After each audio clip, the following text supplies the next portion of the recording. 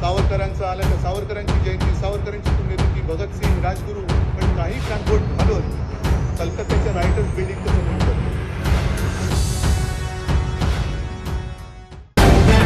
The live TV, सच सबसे आगे. दोस्तों, महाराष्ट्र एक ऐसा राज्य है जहां भारतीय जनता पार्टी की सरकार जो है वो चिंता में है कि कैसे बचाया जाएगा और कैसे आगे जारी रखा जाएगा, क्योंकि जोड़ तोड़ के सरकार तो बना ली, अनैतिकता से लोग कहते हैं कि सरकार बना ली विधायकों को इधर से उधर ले जाके, लेकिन अब जिस तरह से मुश्किलें बढ़ रही हैं, खास तौर पर शिवसेना उद्धव ठाकरे जी की जो है और साथ में पवार साहब की एनसीपी और कांग्रेस, तीनों की जो मीटिंग्स हो रही हैं एक के बाद एक, उसने भारतीय जनता पार्टी की और एकनाथ शिंदे जी के गुट की चिंता जो है बहुत ज्यादा बढ़ा दी है. सुप्रीम कोर्ट ने भी लिटमस टेस्ट चल ही रहा है कि शिवसेना का नाम एकनाथ शिंदे जी को देना सही था, सही है या नहीं है. इसके ऊपर दलीलें भी दी जा रही हैं. कपिल सिब्बल साहब, अभिषेक मनु संघवी जी, हरीश साल्वे साहब, इन सब के बीच में एक बहस का मामला है और उसमें भी जो तर्क दिए जा रहे हैं वो भारी तर्क है कि एकनाथ शिंदे जी को अधिकार नहीं है शिवसेना का सिंबल रखने का और इलेक्शन कमीशन से ये गलती हुई है. खैर, अभी क्या हो रहा है, नवजीवन ने लिखा है, महाराष्ट्र में विपक्षी एमवीए यानी महाविकास अघाड़ी ने आगामी निकाय चुनाव को लेकर बड़ा फैसला लिया है. कांग्रेस, एनसीपी और शिवसेना यूबीटी, शिवसेना उद्धव बाला साहेब ठाकरे के शीर्ष नेताओं ने निकाय चुनाव से पहले चुनावी शहरों में कई संयुक्त रैलियां कर बीजेपी शिंदे की पोल खोलने और ताकत दिखाने का ऐलान किया है.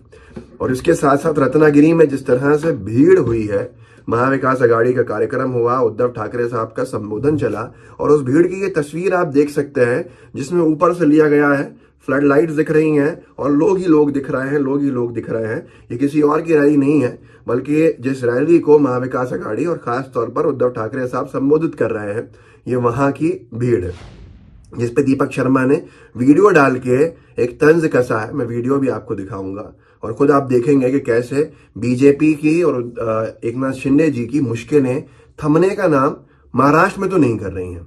माफ कीजिएगा, थोड़ी तबीयत नासाज है तो आपको कुछ शायद तकलीफ हो इसमें, जिस तरह से चल रहा है रिकॉर्डिंग, लेकिन मैं आपको कोशिश करता हूं कि असली तस्वीर दिखा सकूं. दीपक शर्मा जी ने वीडियो डाला है और उसी सभा का वीडियो डाला है जिसकी मैं तस्वीर आपके साथ साझा करी कि इतनी भीड़ हाल फिलहाल में महाराष्ट्र में नहीं देखी गई.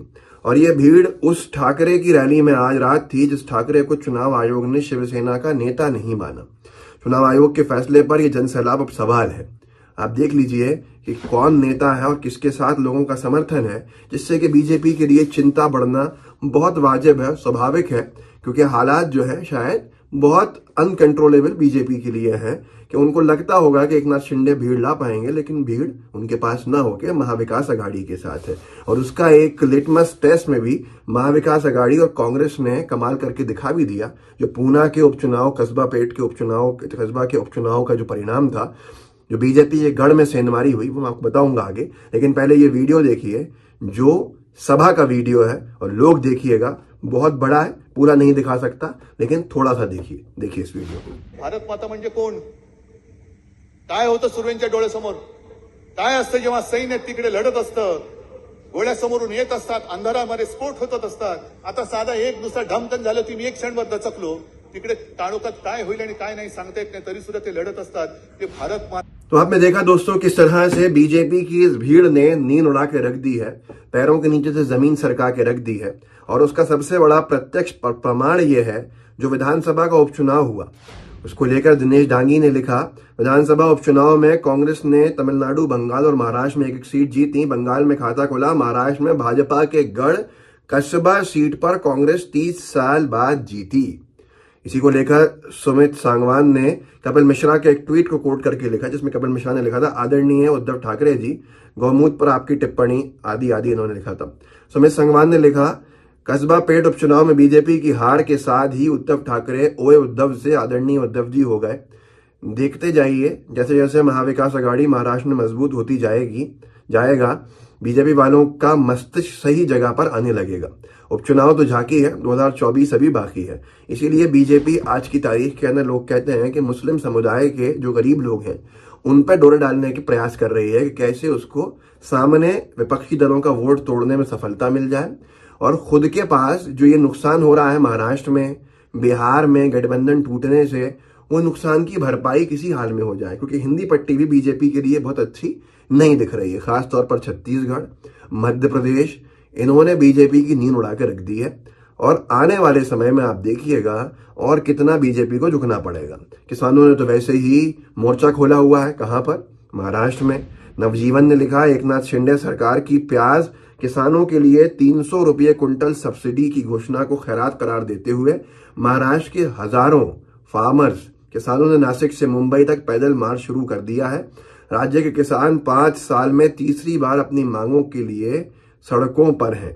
अगर यहाँ विपक्ष में बीजेपी होती तो बीजेपी कहती कि देखिए किसानों का क्या हो रहा है, एक ऐसी सरकार है। लेकिन यहाँ गोदी मीडिया और बीजेपी एकदम मौन धारण की हुई है। क्यों?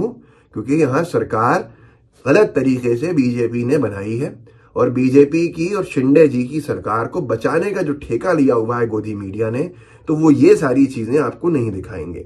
लेकिन पवार साहब ने, कांग्रेस ने और उद्धव ठाकरे साहब ने किस तरह से नींद उड़ा के रखी है बीजेपी की, उसको तक्षक पोस्ट ने भी डाला है। महाराष्ट्र बीजेपी शिंदे सेना गठबंधन का मुकाबला करने के लिए एमवीए महाराष्ट्र में, मतलब महाविकास अघाड़ी, उद्धव ठाकरे साहब, शरद पवार जी और तमाम कांग्रेस के नेतागण, इनकी संयुक्त रैलियां होंगी। बीजेपी शिंदे सेना गठबंधन का मुकाबला करने के लिए एमवीए महाराष्ट्र में संयुक्त रैलियां करेगा। भीड़ आपने देख ली है। महाविकास अघाड़ी ने बीजेपी को लिटमस टेस्ट में फेल वैसे ही कर दिया है जिस तरह से कस्बा का चुनाव हुआ। और बीजेपी के लिए 30 साल पुरानी गढ़ वाली सीट हाथ से निकलना, बीजेपी की कितनी बड़ी नाकामी उभर के सामने आई, वो सबका सब आपने देखा। और जिस तरह से कस्बा सीट के ऊपर कांग्रेस ने जीत हासिल करी, उसके बाद बहुत सारे भाजपा के नेतागण ये समझ रहे थे कि ये गठबंधन चलेगा नहीं, महाविकास अघाड़ी अब टूट जाएगा, क्योंकि उद्धव ठाकरे साहब के पास विधायक नहीं है और आपस में ये लड़ जाएंगे। यही बातें गोदी मीडिया भी कर रहा था। लेकिन जिस तरह से पूरा गठबंधन एक होके चल रहा है, उसने बीजेपी में जरूर चिंता की एक लहर डाल दी है। क्योंकि शरद पवार साहब का साफ कहना है कि उनकी पूरी कोशिश है कि महाविकास अघाड़ी के सारे अलायंस पार्टनर्स विधानसभा चुनाव जो है वो संयुक्त तौर के ऊपर लड़े। और अगर ये होता है, जो होता हुआ दिख भी रहा है और हुआ भी है, साफ तौर के ऊपर बीजेपी और शिंदे जी का पूरी तरह से सुपड़ा साफ हो जाएगा। इसलिए चिंता बढ़ी हुई है।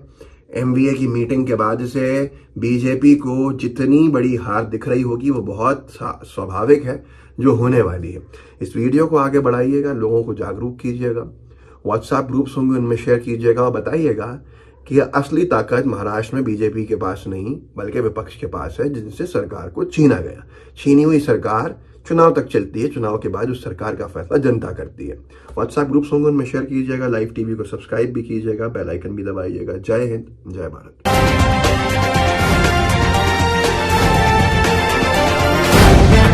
द लाइव टीवी, सच सबसे आगे।